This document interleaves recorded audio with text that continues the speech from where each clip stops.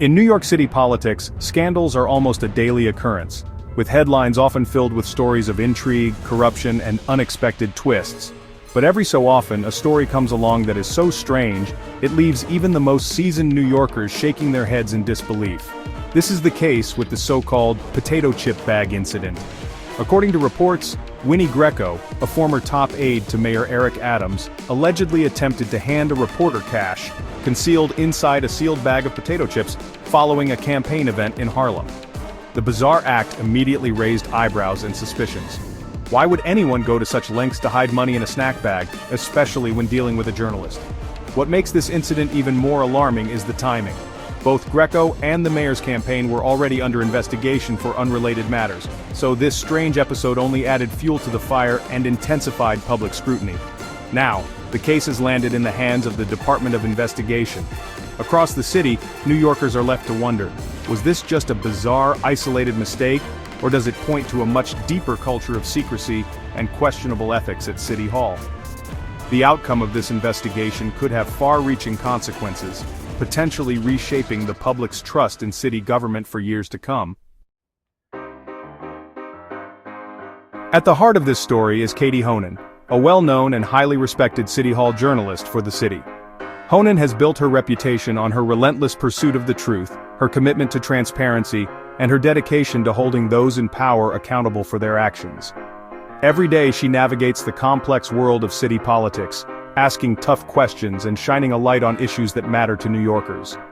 As a journalist, her job is not just to report the news, but to serve as a watchdog for the public, ensuring that government officials act in the best interests of the people they serve.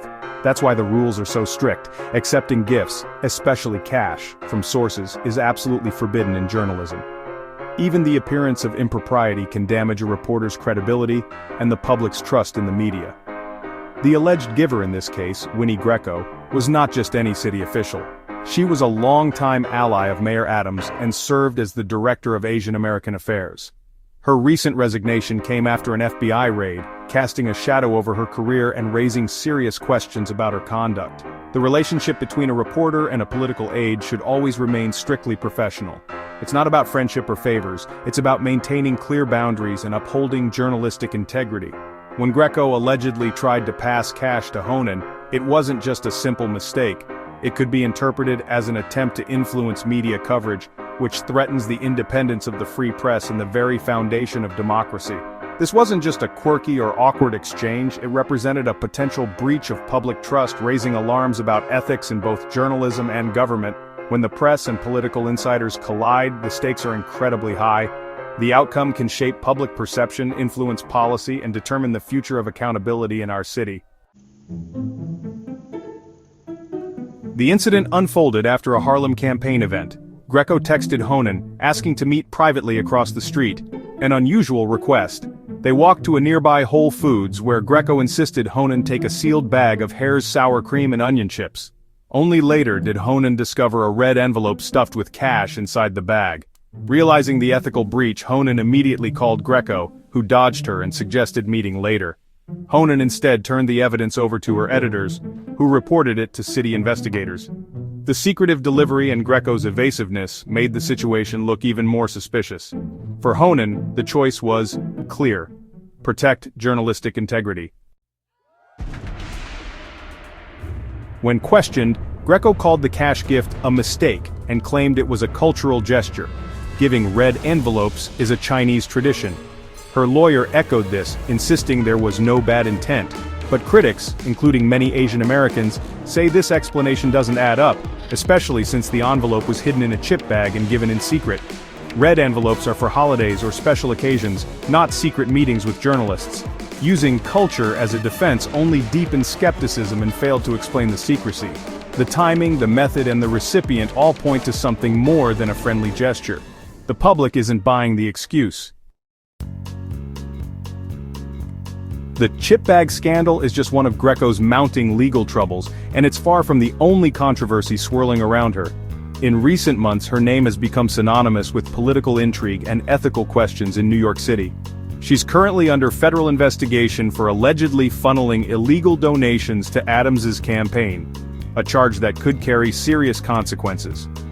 At the same time, City officials are probing whether she abused her power for personal gain, raising even more red flags about her conduct.